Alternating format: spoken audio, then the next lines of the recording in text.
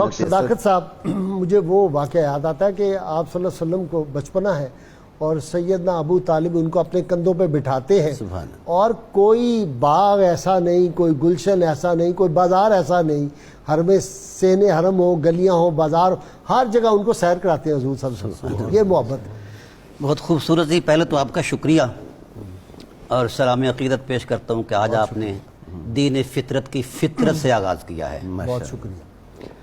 دوسری بات یہ ہے کہ تاریخی شواہد تو حضرات میرے ساتھ ہی دے رہے ہیں۔ آپ نے بہت بڑی کتاب لکھی ہے، کوئی خاص باتیں سیدنا ابو طالب کی بتائیں۔ میں نے 12,500 صفحات پر مکمل تھیسس لکھا ہے شان ابو طالب پر۔ اچھا، اور اس کا پہلا مقدمہ آپ کے پاس ہے۔ اچھا، یہ مقدمہ ہے؟ یہ مقدمہ ہے، کتاب نہیں ہے۔ ٹھیک، اس میں صرف چند معروضی باتیں کی ہیں۔ ٹھیک ٹھیک، میں میرا خیال ہے ابھی دکھائی دوں ناظرین کو، آپ نے بات کر دی۔ یہ ہے جی عرفان ابو طالب اور قرآن عظیم، یہ ڈاکٹر صاحب کی کتاب ہے، یہ میں دکھا رہا ہوں آپ حضرات کو۔ یہ کوئی 900 صفحے کی کتاب ہے، یہ مقدمہ ہے اور مقدمہ ہے، کہہ رہے ہیں 12,000 صفحات میں نے لکھے ہیں، تو ابھی باقی جو ہے وہ والیوم چھپیں گے۔ جی ڈاکٹر صاحب، میں نے تاریخی شواہد پر گھٹ اعتماد کیا ہے، قرآن کی آیات پر کیا ہے۔ سبحان اللہ۔ میں نے ان کی شخصیت کا سارا مطالعہ قرآن سے پیش کیا ہے، ماشاء اللہ۔ اور حیرت والی بات ہے کہ ان کی آغوش محبت میں 4,500 قرآن کی آیتیں نازل ہوئی ہیں۔ واہ، جو شخص اتنا قرآن کو سمجھتا ہو اس کو لا الہ الا اللہ کی 4,500 اچھا، 4,500 آیتیں، صرف 27 صورتیں یہ مدینہ پاک میں نازل ہوئی ہیں۔ ٹھیک، 10 سال تک جتنا نزول قرآن ہوتا رہا، یا حضور ان کی آغوش میں ہوتے یا ان کے پہلو میں ہوتے۔ یعنی 114 کل صورتیں ہیں، ہاں جی، اور ان میں سے آپ کے بقول 100 نہیں 6,666 آیات ہیں نا، ان میں سے 4,500 یہ صورتوں کی بات کر رہے ہیں نا؟ صورتیں تھیں نا 114، ہاں، تو 27 صورتیں جو ہیں وہ مدینہ منورہ میں نازل ہوئی۔ مدینہ منورہ، باقی سارا مکہ میں نازل ہوا۔ اور اس میں سے بھی وہ 3 سال الگ کر کے پھر میں نے اس کی ضرب تقسیم کی ہے، تقریباً 4,500 قرآن کی آیتیں آغوش ابو طالب علیہ السلام میں نازل ہوئی ہیں۔ واہ واہ واہ واہ۔ اور قرآن سے ان کا ربط ایسا ہے کہ جو کچھ انہوں نے کہا قرآن اس کی تائید میں اترا، ماشاءاللہ، اور جو کچھ کہا اس کی تائید قرآن حکیم نے کی۔ میں نے 100 سے زائد موافقات قرآن حضرت ابو طالب علیہ السلام کے ساتھ تلاش کی ہیں۔ آپ نے ان واقعات کی طرف اشارہ فرمایا کہ گلیوں میں اٹھا کر پھرتے تھے۔ پہلا یوم ولادت ہے، پہلا دن ہے۔ سب سے پہلے جناب عبد المطلب علیہ السلام حرم نبوت میں حاضر ہوئے تو حضور کو اٹھا کر چوما اور یہ کہا کہ الحمدللہ الذی آتانی الغلام قد صاد فی الماد فی الغلمان، اللہ تیری حمد ہے، تو نے ایسی عظیم ذات ہمیں عطا فرمائی، یہ پنگوڑے میں تاجدار لگتا ہے۔ واہ واہ واہ، قریب میں سبحان اللہ۔ قریب میں حضرت ابو طالب کھڑے تھے، سبحان اللہ۔ کہنے لگے ابا جی تضمیناً کچھ کہوں؟ ہاں، فرمایا کہو۔ کہا فمن مثلہ ای معمل اذا قاسہ الحکام عند التفاضل، ہائے ہائے ہائے، آپ تو ان کو پنگوڑے میں تاجدار دیکھتے ہیں، میں نے دیکھا ہے، میری نگاہ بصیرت دیکھ رہی ہے کہ قیامت تک آنے والے تاجدار سب تاجدار اپنے تاج سجا کر جب آئیں گے تو میرے محبوب کا جب طلوع ہوگا ان تاجداروں میں تو ان کے قدموں میں گر جائیں گا۔ واہ واہ، کون ہے اس تاجدار کی مثال؟ فمن مثلہ ای محمد۔ سبحان اللہ۔ اور پھر حضور کو لیا۔ واہ واہ، قبلہ غازی صاحب، فطرت خود بولتی ہے ہاں، اور اس کا ایک حسن ہے۔ اٹھایا حضور کو اور دائیں رخسار پر بوسہ دیا۔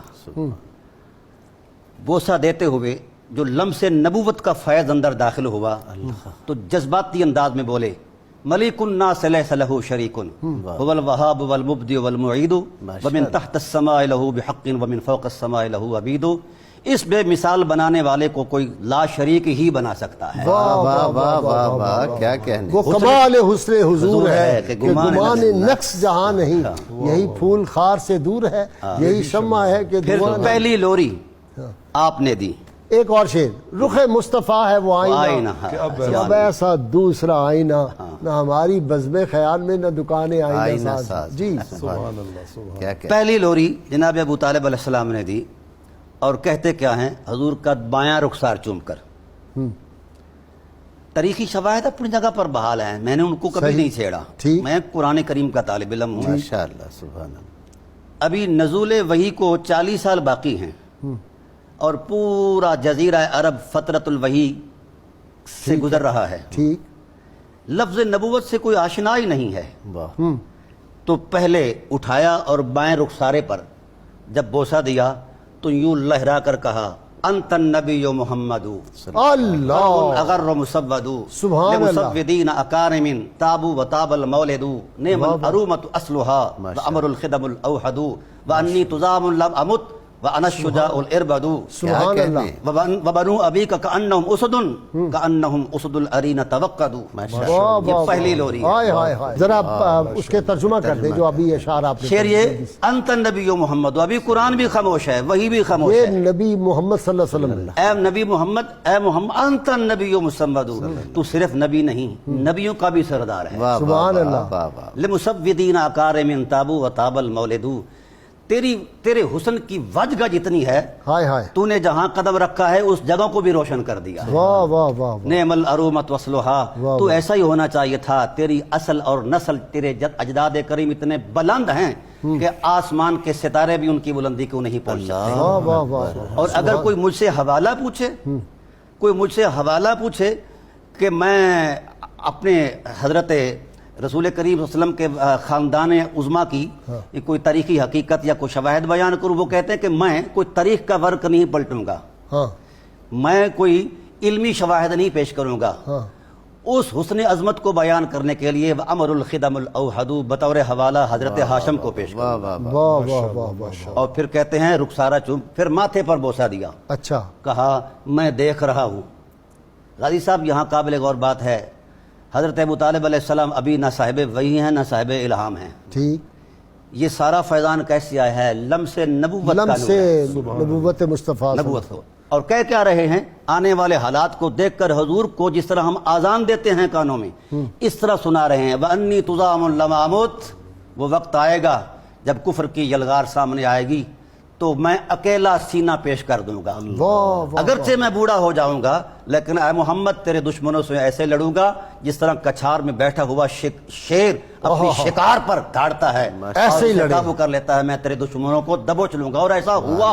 واہ واہ واہ واہ واہ واہ واہ، جب حضور کو روکتے، اور پہلے حضور خود خاموش تبلیغ کرتے، لیکن سید عالم صلی اللہ علیہ وسلم کا یوں بازو پکڑا، کہا چھپ چھپ کے حقائق نہیں بیان کی جاتے.